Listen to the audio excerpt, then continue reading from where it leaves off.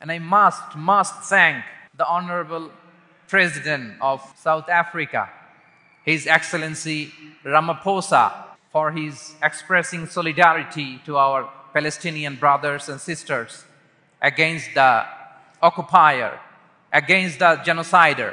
ফিলিস্তিনি ভাই বোনদের সাথে তিনি সংহতি প্রকাশ করেছেন, ঠিক কিনা? From the river to the sea, Palestine will be free. আমার সাথে সাথে বলেন, free, free Al-Aqsa. Free, free Al-Aqsa. মুষ্টিবদ্ধ হাতকে উপরের দিকে করে আওয়াজ করে বলুন, free free Al Aqsa, free free Al Aqsa, free free Al Aqsa. আল্লাহ তাআলা আমার মজলুম ফিলিস্তিনি ভাই বোনদেরকে হেফাজত করুক।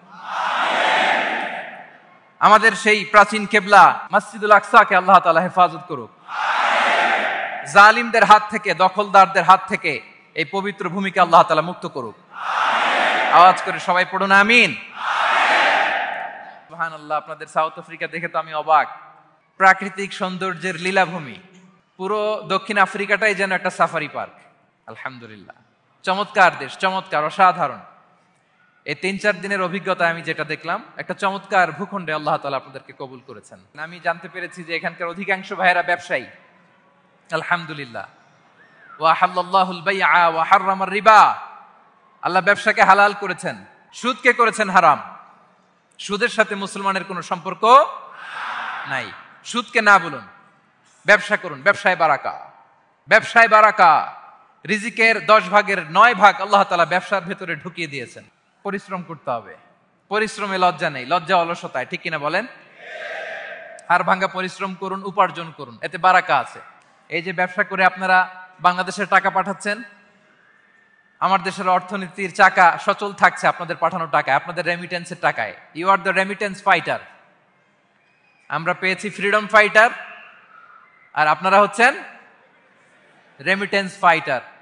লিগ্যাল চ্যানেলে এই টাকাগুলো পাঠাবেন ইনশাল্লাহ, বলেন, যাতে করে আমাদের প্রিয় মাতৃভূমি বাংলাদেশের অর্থনীতি আরো চাঙ্গা থাকে।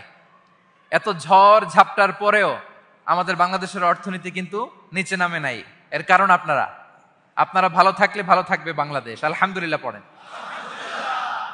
আর হালাল মেনটেন করতে হবে ব্যবসায়।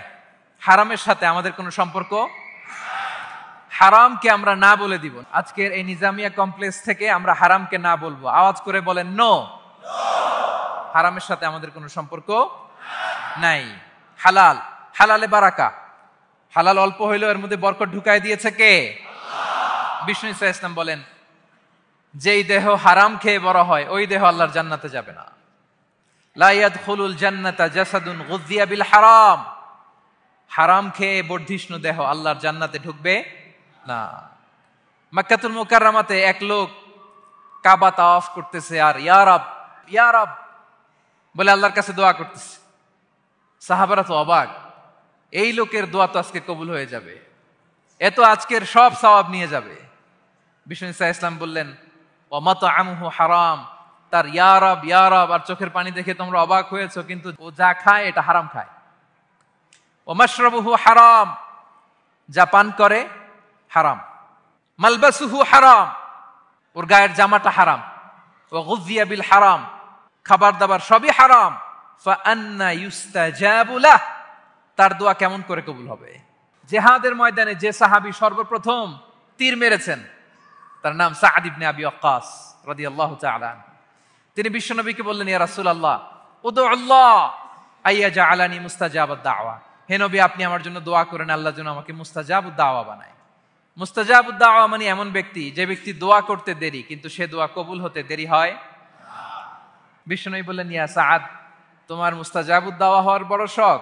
আতিব মাতা আমাক, যেটা খাবা হালাল খেও, তাকুন মুস্তাজাবুদ দাওয়া। যেটা খাবে হালাল খেও, হালাল খেলেই তুমি মুস্তাজাবুদ দাওয়া। Your food should be halal, your drinks should be halal, your fashion should be halal, your entertainment should be halal. আপনার সব হালাল হইতে হবে। আল্লাহ তৌফিক দান করুক, পড়েন আমিন।